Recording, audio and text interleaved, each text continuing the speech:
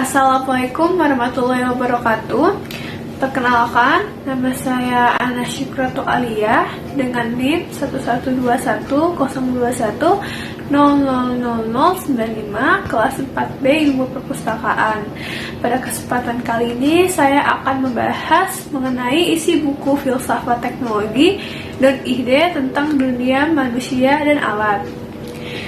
Hidup kita ini penuh dengan alat-alat teknologi. Kita menyiapkan makanan dengannya, memakainya sebagai pakaian, membaca dan menulis dengannya, serta bekerja dan bermain dengannya. Tidak dapat dipungkiri bahwa kita tidak bisa hidup tidak hidup dalam dunia teknologi. Sangatlah sulit untuk memikirkan hidup tanpa alat, mesin, ataupun fasilitas saat ini. Dalam buku Don't Ide Technology and the Life Work From the Garden to Earth, ia menegaskan bahwa manusia tidak dapat hidup dalam suatu tanaman yang non-teknologis karena di saat ini manusia merupakan makhluk yang secara inheren teknologis. Buku Filsafat Teknologi ini membahas mengenai pemikiran dan ide mengenai teknologi dan hubungannya dengan manusia. Filsafat teknologi merupakan cabang filsafat kontemporer yang memandang teknologi sebagai fenomena penting yang perlu direfleksikan secara mendalam. Di wilayah metafisika, filsafat teknologi mempersoalkan apa yang real, apa yang alamiah, apa yang artifisial, apa yang manusiawi, dan apa yang tidak manusiawi. Sementara itu, dalam bidang etika pula, filsafat teknologi mempertanyakan perkara moral terkait dengan penggunaan teknologi yang sesuai dengan martabat manusia dan konsekuensi penggunaan teknologi. Pada bab ini akan membahas perkembangan sejarah filsafat sains dan filsafat teknologi. Filsafat prasokratik di Yunani kuno bergumul dengan spekulasi alam. Filsuf-filsuf seperti Thales, Parmenides, dan Herakleitos lebih mempertanyakan tentang sifat-sifat alam dan apa yang mendasari alam. Pertanyaan ini kemudian berkembang menjadi pertanyaan metafisis dengan munculnya Aristoteles. Sehingga filsafat pada masa awal bersifat saintifik karena mempertanyakan ciri-ciri alam. Hal yang menonjol dalam perbedaan antara budaya Yunani klasik dan budaya Romawi Helenis, yaitu Romawi Helenis mengalami perkembangan teknologi dan eksperimental, sedangkan pada budaya Yunani klasik lebih dekat dengan aktivitas berpikir dan teori. Misalnya, pada budaya Romawi Helenis terdapat jam matahari yang diciptakan untuk mengukur waktu, lalu mercusuar untuk membentuk kapal laut, jalan batu yang bagus untuk tentara Romawi, dan saluran air untuk mendistribusikan air ke dalam kota.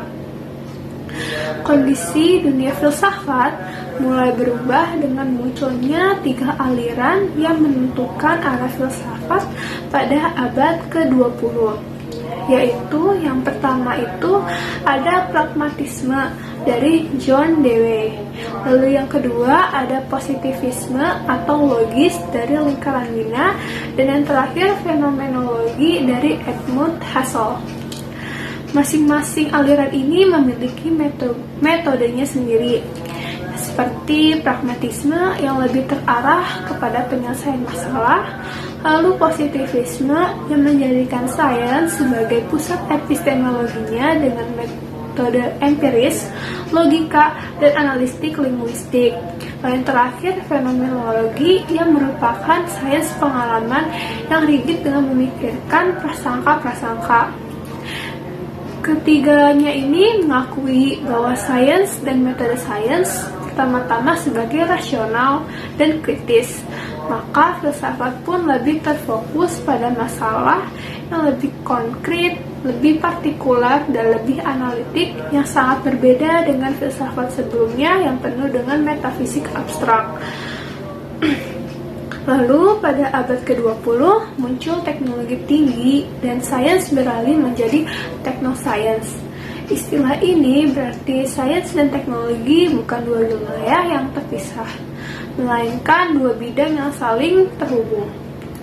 Teknologi modern juga menjadi sangat berbeda dari teknologi tradisional. Contohnya itu seperti komputer yang mampu mengerjakan banyak hal yang tidak dapat dilakukan oleh manusia. Aliran filsafat yang paling dominan dalam filsafat sains ialah positivisme. Francis Bacon dan buku ini menjelaskan mengenai Francis Bacon yang menggantikan ideal sains klasik dengan sains instrumental zaman modern dan memasuki wilayah technoscience. Sains pun menjadi eksperimental dengan keharusannya menggunakan instrumen, yang membuat filsafat mulai menjadi sadar akan adanya teknologi. Namun akan tetapi kemasyhuran Bacon menghilang akibat dibayangi oleh René Descartes yang lebih terkenal atau yang lebih dikenal, sehingga teknologi mundur karena teori dan pemikiran lebih mendominasi filsafat.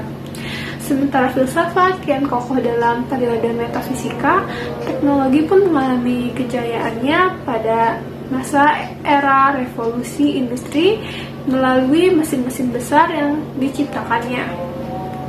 Sains pun mencapai gemilangnya dan ini berhubungan erat dengan teknologi.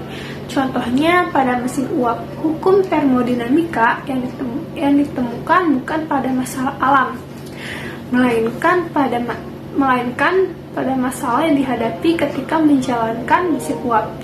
Fenomena inilah yang melahirkan refleksi filosofis mengenai teknologi yang berbeda, yang dimulai oleh Karl Marx. Ia berpendapat bahwa hal yang utama ialah cara memproduksi yang sangat berkaitan erat dengan teknologi. Sehingga dari Karl Marx lah fenomena teknologi mulai memasuki refleksi filsafat yang serius.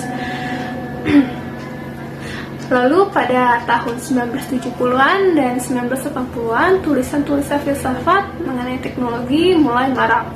Diawali dengan karya antologi, filsafat teknologi mulai dikenal dan penting posisinya di dalam dunia filsafat. Lalu pada 1983 dibentuklah Society for Philosophy and Technology atau SPT di Amerika Serikat. Organisasi ini bahkan keberadaannya setara dengan Philosophy of Science Association atau PSA. Pendekatan yang dipakai oleh ide adalah fenomenologi. Ia mengkaji fenomena teknologi dan bukan dampak dari teknologi. Karena ide ingin menghindari interpretasi teknologi yang terlalu ekstrim, baik dari segi teknologi sebagai utopia maupun teknologi sebagai distopia.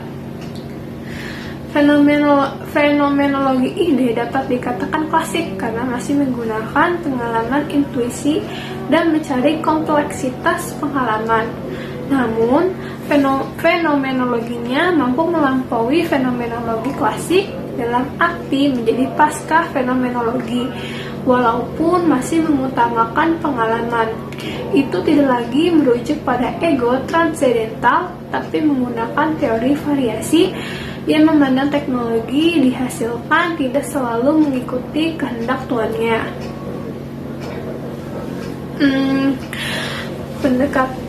Pendekatan ide juga bersifat relativistik, dalam arti tidak melihat objek sebagai sesuatu yang terpisah. Sebagai contoh, penggunaan teknologi tidak dapat dilihat dari aspek subjektif pengguna alat teknologi tersebut maupun dari aspek situasi objektif di mana teknologi itu diterapkan. Sebaliknya, ia melihat dari aspek interaksional di antara manusia sebagai individu ataupun masyarakat dengan lingkungan teknologinya. Sains baru mempertemukan filsafat teknologi dan filsafat sains. Filsafat ini lahir dari ketidaksetujuan akan cara pandang sains lama yang lepas dari kebertubuhan, idealistik, dan abstrak. Filsafat sains lama cenderung teoritis dan konseptual, sedangkan pada filsafat sains baru lebih konkret, praktis, perseptual, dan menumbuh. Tokoh yang termasuk aliran filsafat sains baru ini itu seperti Karl Popper yang menempatkan sains dalam komunitas pribadi yang saling berkepentingan.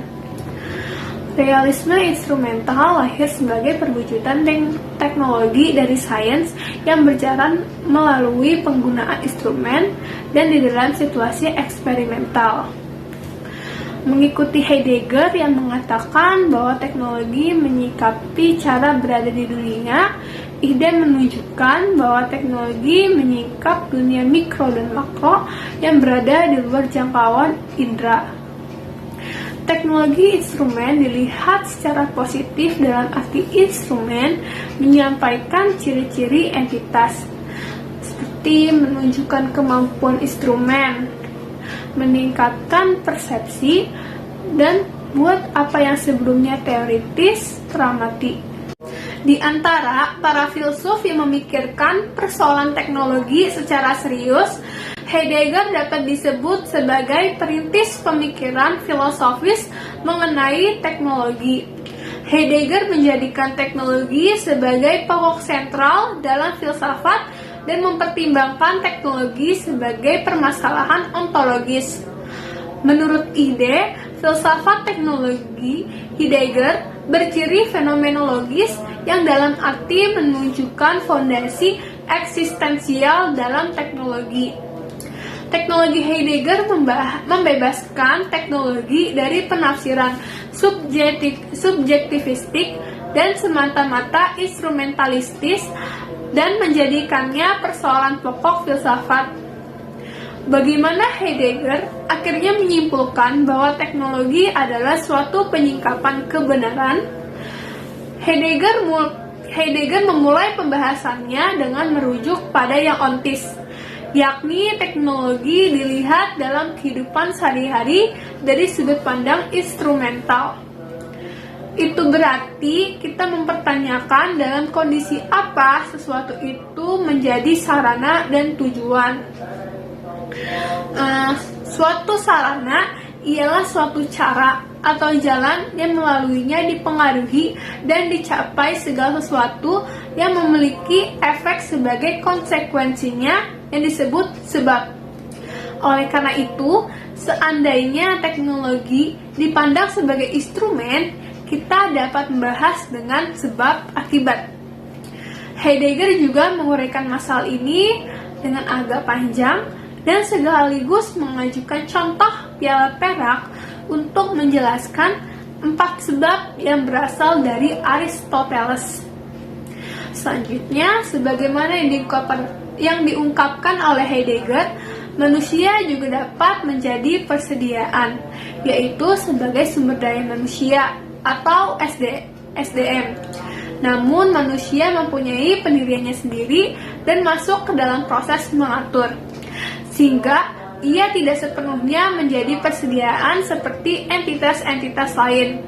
Karena manusialah yang memacu teknologi ke depan, ia mengambil bagian dalam proses mengatur sebagai suatu cara penyingkapan. Ide sendiri mengambil pemikiran Heidegger yang mengenai kemendahuluan teknologi daripada sains. Karena ia tidak percaya teknologi merupakan terapan dari sains. Bagi ide, teknologi dan sains berasal dari induk yang berbeda dan berkembang melalui jalannya masing-masing. Teknologi dan sains bertemu dalam penggunaan instrumen secara lebih luas lagi dalam dimensi praktis persepsi. Lalu Heidegger mengatakan bahwa teknologi secara ontologis lebih dahulu daripada sains, tetapi secara kronologis setelah sains. Berbeda menurut Ide yang menyatakan teknologi secara ontologis dan kronologis sekaligus lebih dahulu daripada sains. Selain itu, Ide juga mengikuti pandangan Heidegger yang mengatakan bahwa filsuf berperan untuk menyadarkan manusia mengenai keterlanjutannya dalam hidup sehari-hari yang menggunakan alat teknologi tanpa menyadari pengaruh dan dampak alat tersebut bagi hidup manusia. Seperti Heidegger pula, Ide mau menyadarkan manusia melalui uraiannya mengenai jenis-jenis hubungan manusia-teknologi, serta bagaimana penggunaan alat teknologi dalam macam-macam hubungan yang berbeda yang mempengaruhi persepsi dan pengalamannya akan dunia kehidupan. Jika kita menyetujui pendapat Heidegger yang menyatakan bahwa teknologi merupakan suatu cara pandang dunia tertentu, maka hal ini juga melibatkan budaya. Budaya Barat yang cenderung menggunakan teknologi sebagai kekuasaan, misalnya penggunaan mesiu yang berbeda di negara-negara Barat dan di Cina. Di Cina, mesiu digunakan untuk sebagai hiburan dalam acara perayaan, misalnya pesta kembang api. Namun di Barat, mesiu digunakan dalam perang untuk menguasai dan menaklukkan negara lain.